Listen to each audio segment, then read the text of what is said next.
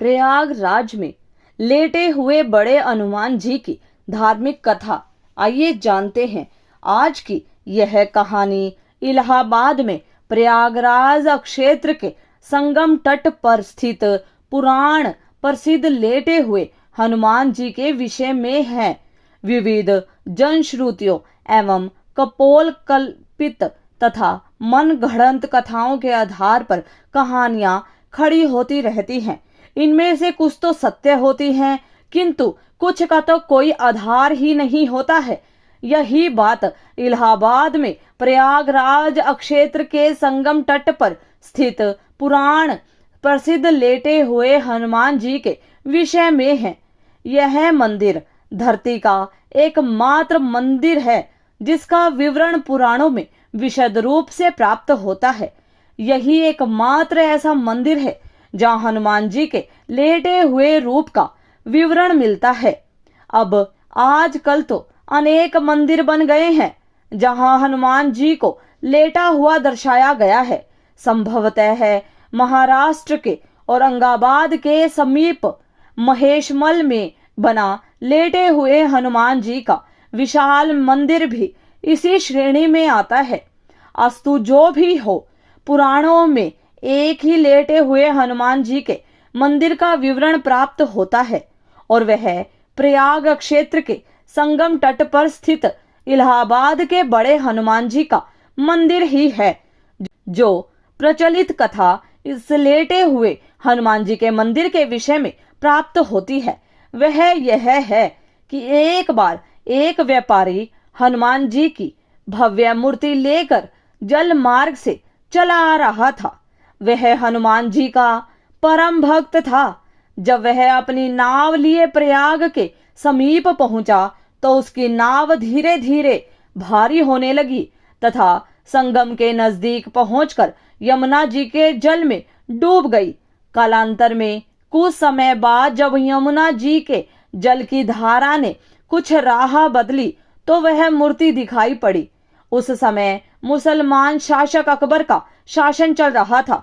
उसने हिंदुओं का दिल जीतना तथा अंदर से इस इच्छा से कि यदि वास्तव में हनुमान जी इतने प्रभावशाली हैं तो वह मेरी रक्षा करेंगे। यह सोचकर उनकी स्थापना अपने किले के समीप ही करवा दी, किंतु यह निराधार ही लगता है क्योंकि पुराणों की रचना वेद व्यास ने की थी जिनका काल द्वापर युग में आता है। इसके विपरीत अकबर का शासन 14वीं शताब्दी में आता है। अकबर के शासन के बहुत पहले पुराणों की रचना हो चुकी थी, अतः यह कथा अवश्य ही कपोल कल्पित मन घड़ंत या एक समुदाय विशेष के तुष्टीकरण का मायावी जाल ही हो सकता है। जो सबसे ज्यादा तार्किक प्रमाणी एवं प्रासंगिक कथा इसके विषय में जनश्रुतियों के आधार पर प्राप्त होती है वह यह है कि रामावतार में अर्थात त्रेता युग में जब हनुमान जी अपने गुरु सूर्य देव से अपनी शिक्षा दीक्षा पूरी करके विदा होते समय गुरु दक्षिणा की बात चली। भगवान सूर्य ने हनुमान से कहा कि जब समय आएगा तो वे दक्षिणा मांग लेंगे। हनुमान जी मान गए, किंतु फिर भी तत्काल में हनुमान जी के बहुत जोर देने पर भगवान सूर्य ने कहा कि मेरे वंश में अवतरित अयोध्या के राजा दशरथ के पुत्र राम अपने भाई लक्ष्मण एवं पत्नी सीता के साथ प्राबंध के भोग के कारण वनवास को प्राप्त हुए हैं। वन में उन्हें कोई कठिनाई न हो या कोई राक्षस उनको कष्ट न पहुंचाए, इसका ध्यान रखना। सूर्यदेव की बात सुनकर हनुमान जी अयोध्या की तरफ प्रस्थान हो गए। भगवान सोचे कि यदि हनुमान ही राक्षसों का संहार कर डालेंगे तो मेरे अवतार का उद्देश्य समाप्त हो जाएगा। अतः उन्होंने माया को प्रेरित किया कि हनुमान को घोर निद्रा में डाल दो। भगवान का आदेश प्राप्त कर माया उधर चली जिस तरफ से हनुमान जी आ रहे थे। इधर हनुमान जी जब चलते हुए गंगा के तट पर पहुंचे तब तक भगवान सूर्य अस्त हो गए। हनुमान जी ने माता गंगा को प्रणाम किया तथा रात में नदी नहीं लांघते यह सोचकर गंगा के तट पर ही रात व्यतीत करने का निर्णय लिया। हनुमान जी के हृदय में अपने गुरु आज्ञा पालन का संदेश घुमड़ रहा था, अतः उन्हें नींद भी नहीं आ रही थी। अतः वह आसन लगाकर ध्यानस्थ हो विचार मग्न हो गए। इधर माया ने जब उन्हें ध्यानस्थ देखा तो वह डर गई, क्योंकि यदि प्रातः काल हो गया तो हनुमान जी अयोध्या पहुंच जाएंगे तथा प्रण के दृढ़ निश्चयी हनुमान जी अपना कार्य प्रारंभ कर देंगे। अचानक हनुमान जी का ध्यान टूटा। उन्होंने सोचा, क्यों न रात सत्संग में बिताई जाए। यह सोचकर वह ऋषि भारद्वाज के आश्रम की तरफ चल पड़े। अब माया और भी निराश हो गई। हनुमान जी भारद्वाज ऋषि के आश्रम पहुंचे। वहां वेद पुराण का व्याख्यान चल रहा था। हनुमान जी वहीं बैठकर कथा सुनने लगे। कथा में भारद्वाज ऋषि ने बताया कि कल यहाँ पर जगत के स्वामी तथा भगवान अयोध्या नरेश दशरथ के पुत्र के रूप में अवतरित राम गंगा को पार कर पहुंचने वाले हैं। हनुमान जी प्रसन्न हो गए।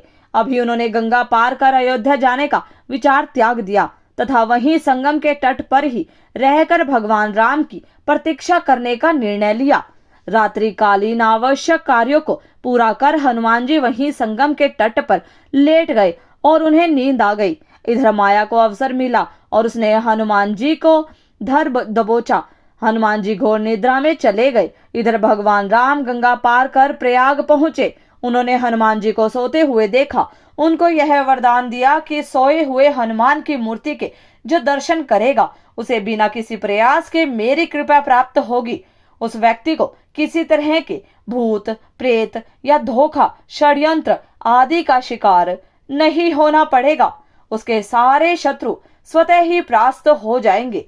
इस तरह हनुमान जी को अमोघ वरदान देकर भगवान राम भारद्वाज ऋषि के आश्रम तथा अक्षय वट का दर्शन करते हुए आगे बढ़ गए। यह वरदान आज अक्षरशः सत्य हो रहा है।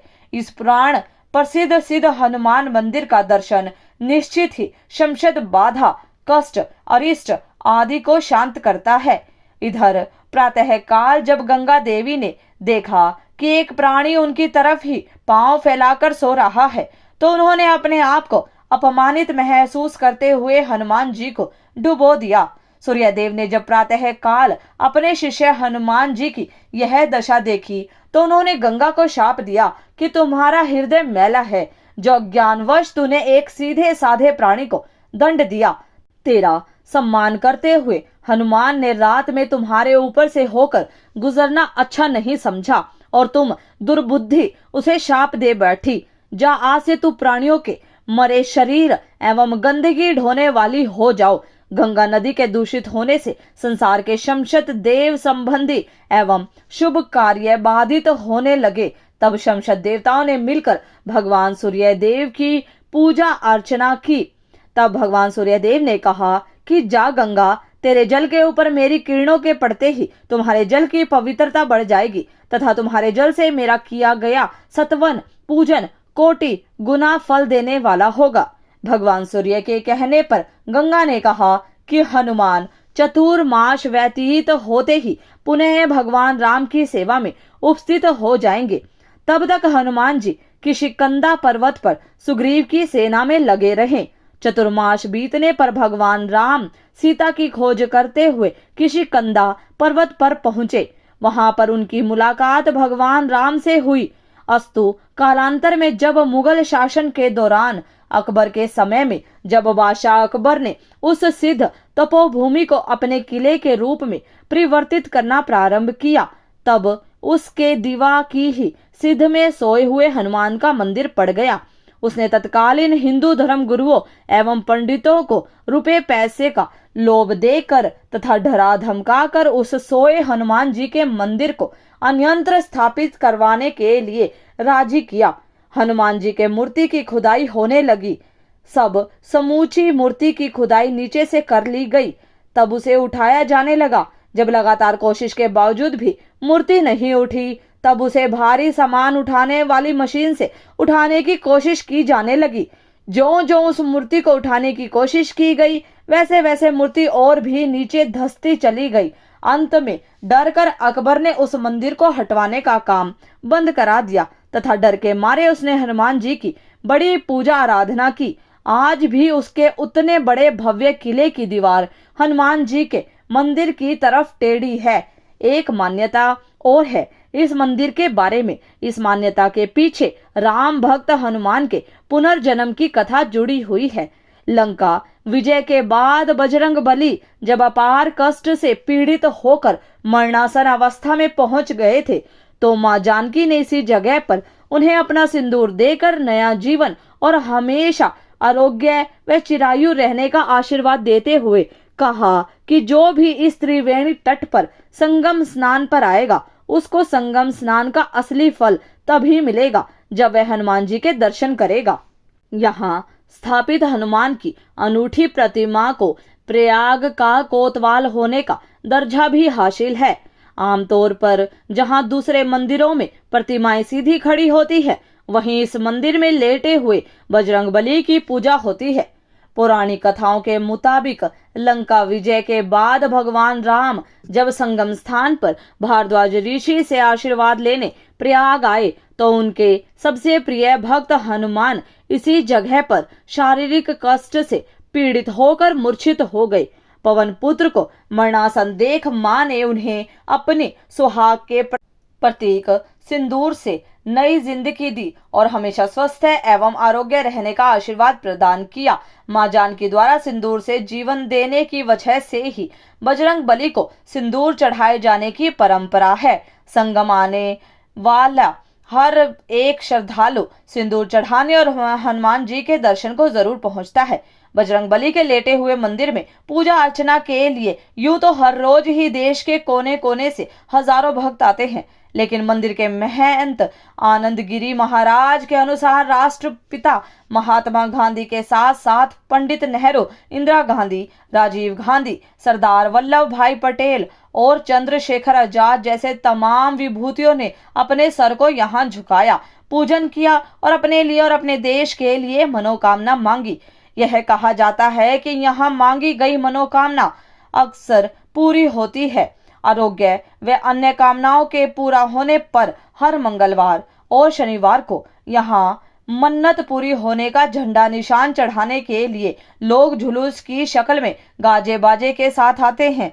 मंदिर में कदम रखते ही श्रद्धालुओं को अजीब सी सुखद अनुभूति होती है। भक्तों का मानना है कि ऐसे प्रतिमा पूरे विश्व में कहीं मौजूद नहीं है। इलाहाबाद में संगम के निकट स्थित यह मंदिर उत्तर भारत के मंदिरों में अद्वितीय है। मंदिर में हनुमान की विशाल मूर्ति आराम की मुद्रा में स्थापित है। यद्यपि यह एक छोटा मंदिर है, फिर भी प्रतिदिन सैकड़ों की तादाद में भक्तगण दर्शन करने आते हैं।